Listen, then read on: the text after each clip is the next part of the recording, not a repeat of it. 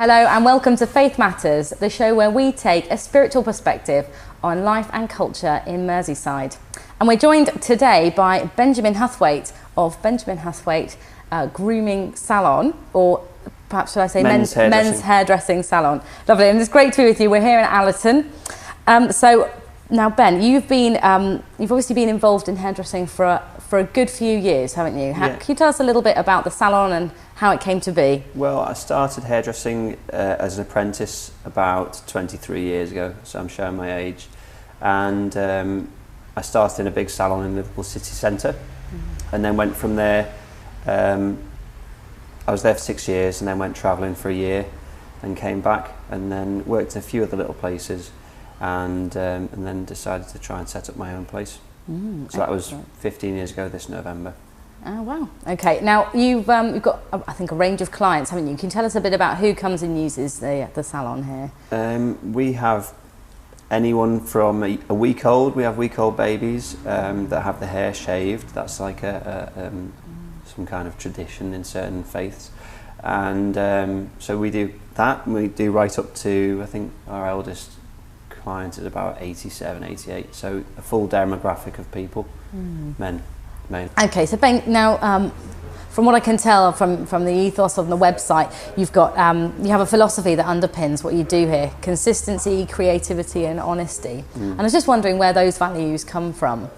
Well, I was brought up in a Christian home, and I was going to church till about 14, and then I went into hairdressing, and then went travelling, and I spent about 7 years not going to church. I still had a faith and still had a foundation in God, but I didn't really want to do. I wanted to see what the world was like without God, and so I went travelling for 7 years in the wilderness, not looking for other things, but just experiencing the world without God.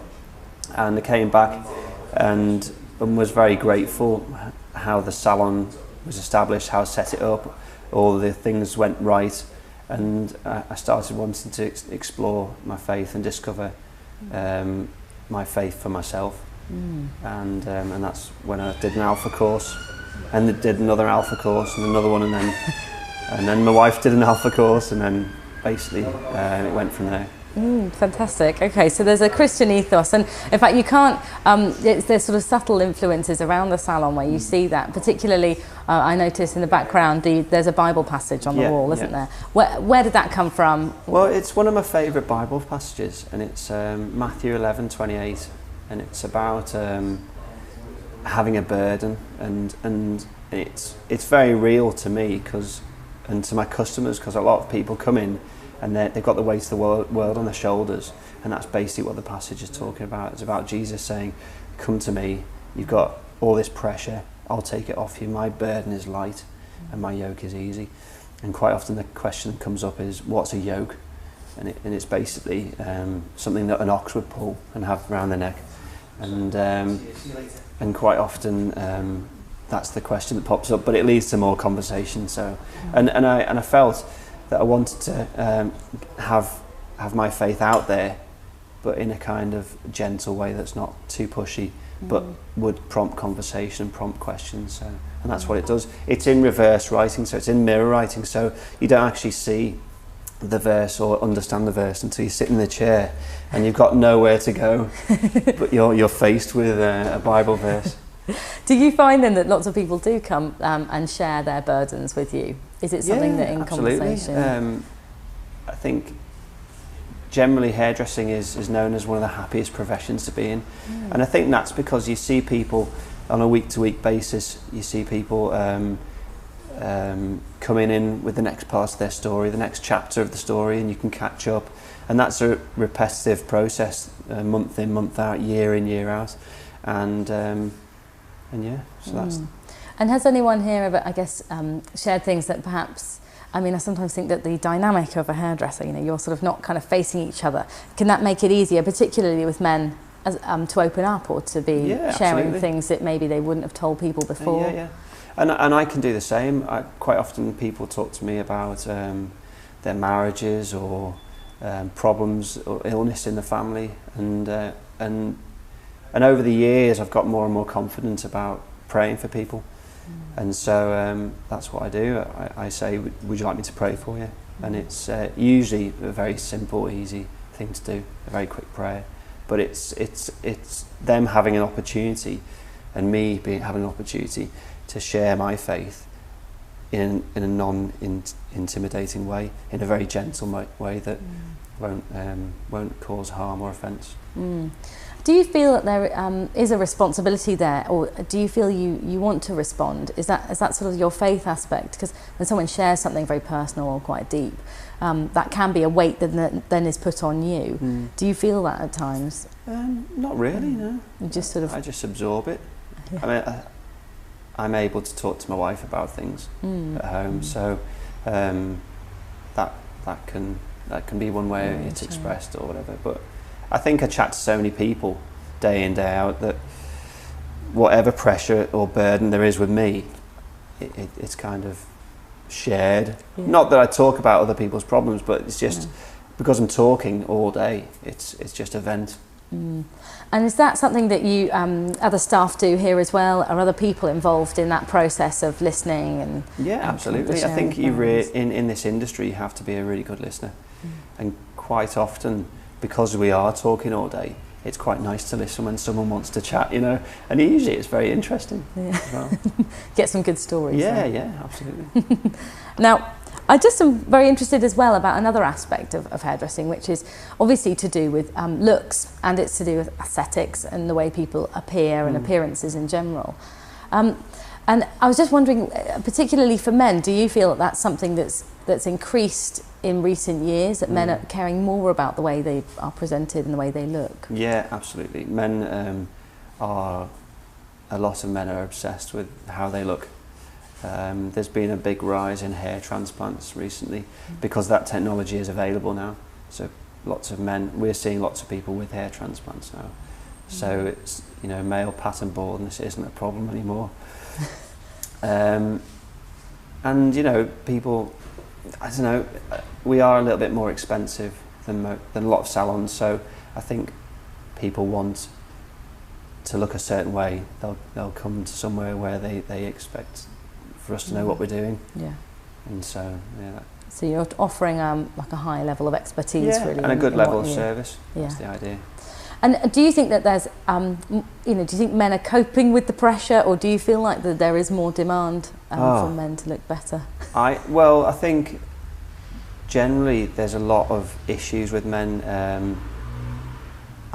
Recently I've found lots of men talking about having breakdowns, and I don't know whether that's to do with looking good or whatever, but it's an opportunity, it's an environment where they feel comfortable to tell me those kind of things. So that's going back to a previous question, but I think men are very pressured into looking a certain way, or looking in a way that is the alpha male, or presenting themselves in a certain way.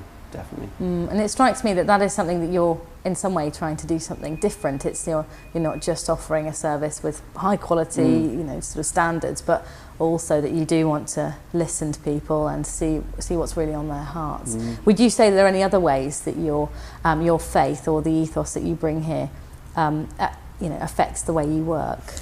Yeah, quite often we have delivery guys turning up who have been up and down the road looking for this place. It doesn't happen so much nowadays, but definitely in the early years when we first opened, and it quite often come against their anger and frustration with, would you like a cup of coffee? And it usually deflates the situation, and they can't believe somebody's offered them a cup of coffee when they're just, they're a delivery guy, and that can be a nice way to. Would you say also as well in the kind of creative aspect of this, because a lot of the shows at the moment that I've been involved in, we've been meeting creatives, and I definitely say that hairdressing is a very creative process. Is that, and do you feel that the creativity that you bring to the job is in some way kind of influenced by your faith, or any kind of? I certainly put the skills of my hands down to God, given me the ability to cut hair and a personality that can talk to anyone, really. So I give God the glory for that. And if that helps me be a better hairdresser, care a bit more about special little important things that maybe other people might miss, then yeah. Excellent, thanks Ben. Well, we're going to come to our commercial break now, but if you have any comments or suggestions, do contact us at faithmatters@baytvliverpool.com. We'll see you after the break.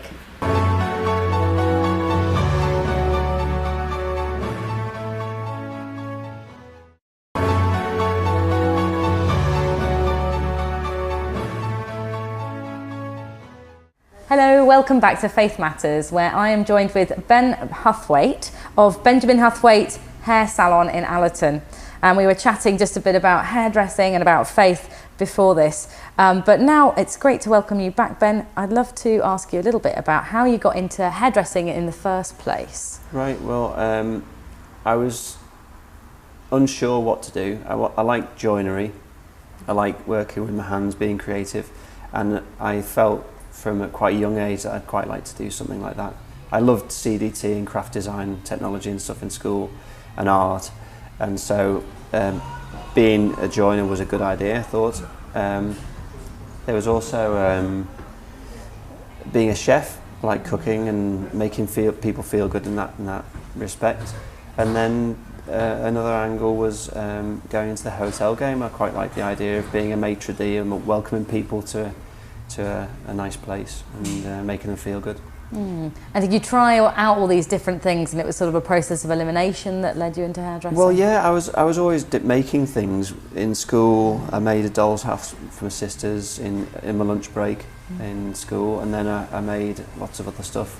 I think I refitted Mum and Dad's bathroom while they were away one week, and they came back and they didn't really like it, but I did like doing stuff like that. So things with your hands. And also cooking meals for the family. I liked making them feel special through that. And I always liked going to nice places, and hotels are usually nice places, and I thought, well, I'd like to do that. So I did try to be a hotelier. I wrote to a hotel in Liverpool for my work experience, and they replied, but I didn't get the reply till it was too late, till the actual day I started. So maybe fate's hand was at work there. And then was it only when you started travelling and went off that you tried hairdressing, or did you do it before? I got a friend of mine worked in a salon in town called Herbert's, and he was always encouraging me to go in, and because we were really good friends, and he was like, oh, come in, it's great fun, there's loads of girls, there's loads of this, there's loads of that, and it was very appealing. And so I started working Saturdays. I got a Saturday job at, I think I was 15, and then I started full time when I left school at 16, and went straight in, and then I was there for the next 6 years after that. And I guess it opened doors for you, because it's a trade that you can take anywhere. So was I right in thinking you were living in Australia for a time? Yeah, so I did my training. I met my wife, my future wife, in Herbert's, and then went travelling for a year, supposed to be a year, ended up being 8 months. But we had a fantastic time, travelled all around Australia and Thailand, and then came back. But we both worked, my wife was a hairdresser, and so she did the ladies' hair, and I did all the male hair. And did things differ in different cultures? Did you find that, you mentioned earlier a little bit about the shaving of babies' heads can be a cultural way of sort of dealing with babies' hair. And I was wondering if there were other cultures or other faiths and things that you kind of encountered that required different hairstyles or grooming. Certainly the Aussies have a certain distinct way of having the hair, a lot of Australians, especially the older generations. But I wouldn't say, apart from Sikh, where the hair's kept very, very long, as a act of faith, I think. Not really religion was taken into account with haircuts, but obviously the different continents, people have different hair. Australia's very, very hot, so lots of people have very, very short hair, maybe a bit longer at the neck. Yeah. And then obviously as part of your own journey, I guess was happening simultaneously to this, did you find that your own practice started to change as your faith grew? I'd say that certainly happened back in the UK once I opened this place, and it was a gradual process. But in Australia, it wasn't really an issue.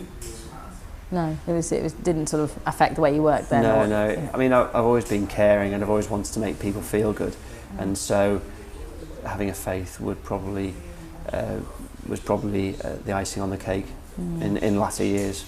It's become the icing on the cake, maybe. Okay. And so what, for you, was there a particular moment where you sort of suddenly believed it all, or kind of, you mentioned you went to 3 Alpha courses? Yeah, I was definitely searching all around Australia. When I came back, we lived in a flat above the shop when we first got married, and there was something inside me. I think my sister said to me, you know, I don't want to see you lost. I want to see you come to know Jesus. You know, you're missing out. It's great, and I didn't want to have to believe that. I didn't want to be pushed into it. I wanted to discover it for myself, and so a few things happened. Not long after I opened, I did this guy's hair, and he was training to be a vicar, and I told him a story, a bit of a testimony of how I'd travelled around Australia and I'd opened this place, but all the way through travelling around Australia and travelling and then opening this place, I was always praying. I was like, Lord, I just pray get us out of this situation, or Lord, I just pray you'll help us with this, or I pray the timber will turn up today, or the plasterer or the electrician, and all those things happened, and I was very grateful, and I was constantly thinking, oh, he's answering my prayers here, you know. And at the end of it, and the shop was open, and I started thinking, I really need to do something. I felt a bit guilty that I'd been asking all these things and they'd all been happening, and I wasn't giving anything back. And so I started looking and exploring, and I wanted to discover a faith for myself. I didn't want to be told by my parents or encouraged to do it the way my sister wanted me to. I wanted to just discover Jesus for myself. Now, you mentioned just then that you had a vicar client, but you also had another fairly famous bishop, am I right in thinking? Yeah, I used to do Bishop James's hair, so he saw a little article that I did with Together for the Harvest magazine, and then he turned out he knew my mum and dad from working in Africa with them, and then he started coming in for haircuts. So I had the privilege of doing that for about a year or so. Yeah. Before he moved on. I think it's good to know that you know, our religious leaders are interested in looking like decent human beings as well. Excellent. Yeah. Now we touched a little bit on that. Being made to feel special. And being made to feel special. So I think this is a really interesting aspect of what you do, really, because I guess for some Christians they might think, you know, well, hairdressing is just about sort of the superficial side of life, and actually, you know, as people of faith in general, could be a people of faith, we care about the heart. And I guess I wonder, what would you say to them if that was a challenge that someone put to you? Can you rephrase the question? Yeah. Well, I guess I'm wondering whether you feel as though you've mentioned a bit about how the work you do is more than just about the way people look, but if there were people particularly challenging you on that, saying, well, you know, hairdressing is just about the way you look, what might you say back in response to that? I think it is about how you look, and it's important to look good and feel good, but it is for me more about making people feel good, making people feel better, lifting them, sharing what they've got to talk about that maybe other people aren't listening to. It seems more nowadays for me that it's more like a pastoral role, so I'm listening and trying to offer advice and love. Excellent. Wow, brilliant. Now, obviously you've got this salon here, and you also you've been growing over the years, and am I right in thinking you now have your own range of hair products as well? Could you just tell us a bit about those? I've always wanted to develop a product range, and then a couple of years ago, a guy came in and just said, you know, would you like your own product range? And we were like, yeah, okay, I'd love to, and that helped me get a range together. So it started with just a pot of wax, and I can show you that if you want. Well, maybe we can get a little clip of it at the end, and we'll have a look at those. And then that turned into a shampoo and a conditioner, and then a styling spray as well. And is that, I guess, is that because it's to do with sort of, if you're leaving people feeling good, then they can go and continue kind of that work on themselves after they leave? Yeah, it's a little reminder of who we are. It's like a business card in your bathroom, which is important. Yeah, and it's also a great product. So. Now, do you see, you know, if you think about the future and think about what you want to do with the salon or here, do you have any particular plans, or is it just continuing, going steady on what you're already doing or building on that? Yeah, I would like to, over the years I've always wanted to develop the salon and grow it, and I think I still would. I'd still like to do something, whether it's improving this place or doing something else with somebody else somewhere else. Yeah, so that's something I'd like to do. But there's also at the back of my mind, I've got a family. It's busy, it's hectic having children, and maybe doing another salon is maybe something a bit too much or too much work. So perhaps then actually just running this place well is sort of great and valuable in itself. Absolutely. I remember my old boss, he was offered a 600 salon chain. Oh wow. And he decided that he'd prefer not to, because you know, if he sacked one person a month, it was 600 people out of work. Wow. And he just felt like it was too much responsibility. So it's quite nice having something small but very good. Excellent. Well, thank you, Ben, so much for chatting with us today. You've been watching Faith Matters. I hope to see you next time. Goodbye.